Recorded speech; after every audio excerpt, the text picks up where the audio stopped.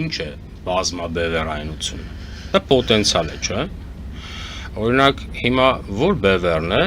որ ԱՄՆ-ի հետ բևեռ լինելու պոտենցիալ ունի։ Որ բևեռ, ասենք Իսրայել, կամ ասենք Թուրքիա, Պակիստան։ Դա բևեռ է։ Ոչ, որովհետև իդեպ եւ Թուրքիա, Պակիստանը Միացյալ Նահանգները ողջունեց եւ այս դաշինքը եւ գիտենք, որ Իսրայել, Հունաստան այդ դաշինքն էլ է ողջունում Միացյալ Նահանգները։ Այո, լոկալ տարածաշրջանային, չգիտեմ, շատ այլ բևեռներ են կամ խմբավորումներ են առաջանում, դա ճիշտ է, բայց դեռևս բազմաբևեռայնության մասին չի խոսում։ Որտեղ ԱՄՆ-ի գերակայությունը շարունակ, այսինքն չկա որևէ բևեռ, որը պոտենցիալով կարող է այն բևեռին հակակշռի։ Իրականում մեծ հաշվով միաբևեռ է դեռևս։ Եթե միաբևեռել չի պոտենցիալ հավաքող բաներ կան, շուտ խմբավորումներ կան, երկրներ կան, բայց միևնույն է ԱՄՆ-ի հեգեմոնիան շարունակում է մնալ։ Սա ընդհանրապես պետք է նկատի ունենանք։ Ինչ վերաբերում է Հայաստանը, որտեղ պետք է լինի, դա մեր ավանդական ցավն է։ Այս 200 տարի է մենք այդ ցավով տառապում ենք։ Ոնց անենք, մեկին հանձնվենք, ոնց անենք, կողնորոշվենք դեպի մի բևեռը։ Դա մեր մտածողության թուլությունից է, քաղաքականություն լավ չհասկանալուց է, դիմաշրջումների օրիենտացիոն մտածողության հոգեկան հիվանդությունն է։ Տեսեք, ուզում եմ հասկանալ, էլի, մենք չենք կարող դրանից դուրս մտածենք։ Չենք կարող, օրինակ կարող է նստենք մտածենք, հասկանանք, որ օրինակ ուժերի հաշվեկշռի, բալանսի քաղաքականությունը օրինակ մեծ ձեռնտու է, բայց հայություն չի մտածում, ինքը ունի այն գլխից տաբուներ։ Տատու ժառանգած թեզեր կա, ծնվել ես կողնորոշվի մի անգամից։ Մի հատվածը Ռուսաստան է, մի հատվածը դրա համար սա հասարակությունն էլ է պահում թշնամանքի մեջ։ Եվ սա նաև սա հասարակության նախ հոգեբանական իմաստով հասարակության չի թողում անկախանա։ Մտածողությամբ ինքը անկախ չի։ Ինքը անընդհատ մի բևեռի ոտերի տակ կախված պետք է լինի, անընդհատ։ Այսինքն սա անկախական մտածողություն չի թողում հասարակության մեջ ձևավորվի։ Եվ այդ ով է ասել, որ բանը հիմա կողնորոշվելու ժամանակն է։ Մենք կողնորոշվել ենք անկախ պետություն ունենալ։ Մնացածը պիտի հաշվենք։ Պիտի հաշվենք, եթե հա ճիշտ է կողնորոշումն է, կգնանք դրան, եթե ճիշտ է ուժերի հաշվեկշիռն է, որի ես կողմ եմ, բալանսն է։ Որ գիտեք հարցը որն է, կողնորոշումը հեշտ է, այդտեղ մեծ խելք պետք չի, ծնվել ես կողնորոշի պրծի, իսկ այ ուժերի հաշվեկշիռը, բալանսի քաղաքական, մեծ խելք է պահանջում, ստե մենք հավես չունենք, ոչ գիրք կարդանք, ոչ էլ այդ քաղաքականության փիլիսոփայություն ճիշտ հասկանանք, այսինքն հոգեբանական պրոբլեմ կա, դարերից կուտակված պրոբլեմ կա, բայց մեր կյանքը մեզ ուրիշ բանել է, չէ՞ ապացուցում, որ այդ կողնորոշումների քաղաքականությունը այնքան էլ մեծ ձեռնտու չի եղել։ Դուք տանում եք, մեզ տեղավորում եք այս աշխարհաքաղաքական հակադրությունների մեջ, ինչի համար եք տեղավորում։ Օրինակ ինչով է սա վատ։ Օրինակ այս արևմտյան աջակցությունը, ԱՄՆ-ից տեղ գալը,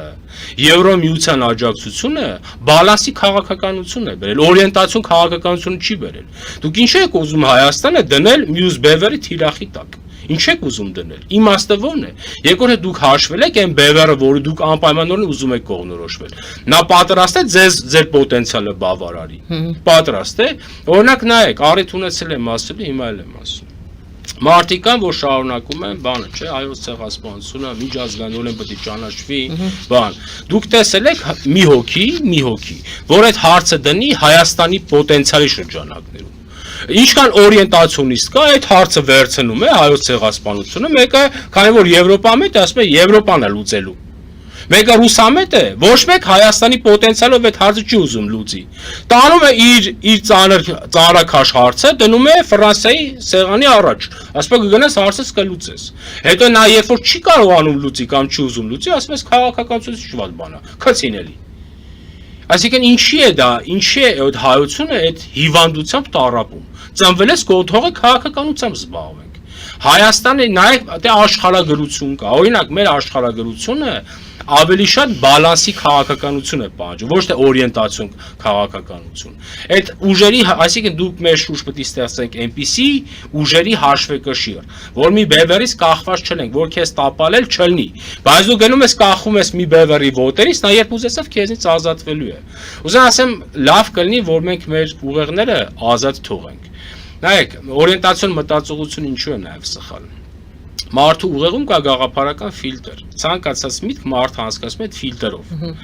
Օրինակ, եթե մարդը օրիենտացիոն մտածողություն ունի, ասենք ինքը ռուսամետ է, չէ՞։ Բայց բարձվում է Հայաստանի շահը արևմուտքի հետ է բռնում, ինքը այդ միտքը անցկացնում է այդ ֆիլտրով։ Այդ միտքը ֆիլտրում է դա։ Ֆիլտրում է, տեսնում է ռուսամետությանը ձեռնտու չի,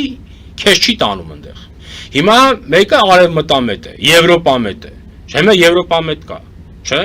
Ինքը քանի որ կողմնորոշում ունի, հիմա տեսեք ԱՄՆ-ի հետ Հայաստանի լավագույն հարաբերություն։ Ինքը այդ միտքը անցկացնում է եվրոպամետության ֆիլտրով։ Ֆիլտրում է միտքը, տեսնում է Եվրոպային այդքան էլ ոնց որ ձեռնտու չի, ասում է չգնաս այնտեղ։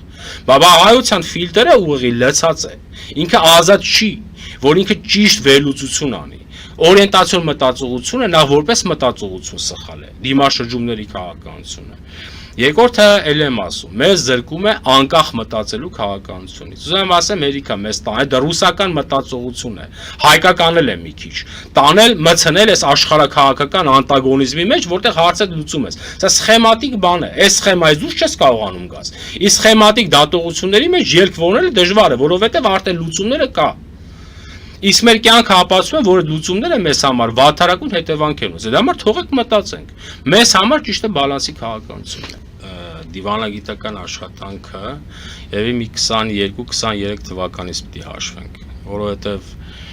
մինչև 20 թիվը պատերազմ չենք ջոկել, ինչ ենք անում, դրանից հետո պատերազմի մեջ ենք գցել, ջնջխել են մեզ, դրանից հետո մենք որոշ հարցեր սկսել ենք հասկանալ, սկսել ենք լուծումներ որոնել։ Եթե վերջի 3-4 տարվա կյանքը նայենք, մենք ինչ ձեռքբերումներ ունենք։ Մենք ունենք աշխարհի գերտերության ներկայությունը այստեղ թրիփը։ Մենք իհարկե ինչքան էլ Իրանը երբեմն անհանգստություն է ցուցաբերում, եւ Հայաստանում էլ դա որպես մատի փաթաթան օգտագործվում է, չերես Իրան քշում են Հայաստանի դեմ։ Ես վստահ եմ, որ Իրանը կոնսենսուս ունի։ Պարզապես անընդհատ դե Իրանն է։ Իր անհանգստությունը պետք է ցույց տա, իր գերակայությունը պետք է ցույց տա, բայց ես վստահ եմ, որ մեր պարագայում Իրանը կոնսենսուս ունի, որովհետև Իրանին ձեռնտու է թույլ Հայաստանը։ Ձեռնտու է։ Հողի բարձիկները այդքան խելք չունեն։ Հայաստանը եթե թույլ եղավ, հանձնվելու է Ռուսաստանին։ Դա Իրանին ինչով է ձեռնտու։ Հետո էլ Իրանն էլ կախվելու է Ռուսաստանից, հետևաբար Հայաստանը ինչքան էլ ուժեղ լինի, Իրանին վնաս չի,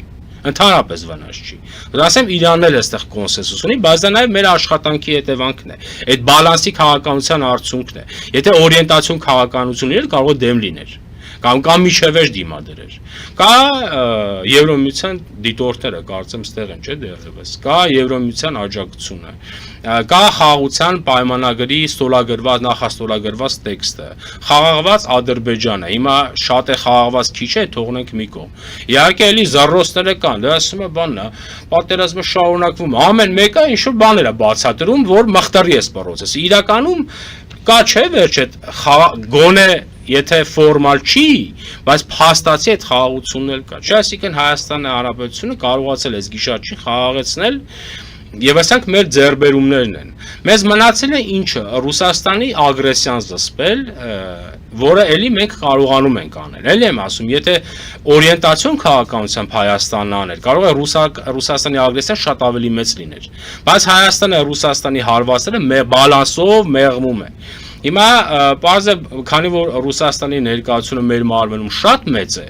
դժվար ենք մենք փոխվում։ Դժվար է, դա ճռռոցով է, դա հազար ու մի խնդիրներով է։ Մեր կրթության մեջ ներկա է, գիտության մեջ ներկա է, պատմագիտական մտքի մեջ ներկա է։ Մեր երկաթգիծը իրենն է, ռազմաբազան ունի։ Այսինքն Ռուսաստանը քաշով մեզից ծանր է մեր պետության մեջ։ Ծանր է, դրա համար նախ ինքը մի քիչ հանգիստ է, երկրորդ էլ դժվար է այդ փոկվելու գործընթացը։ Այդ որ մարդիկ ասում են հենց հիմա հել փոկվի, այդպես չի էլի։ Բաներ կա, պետք է մի քիչ օբյեկտիվ լինեք։ Դուք ձեր պետության պոտենցիալը պետք է հաշվեք փոկվելու։ Հայաստանը փոկվում է բալանսով։ Այս իմաստով հիմա եթե նայենք, Հայաստանը Իշուր ստեղծել է որոշակի անվտանգային եւ խաղաղ մթնոլորտ, նաեւ գումարենք, որ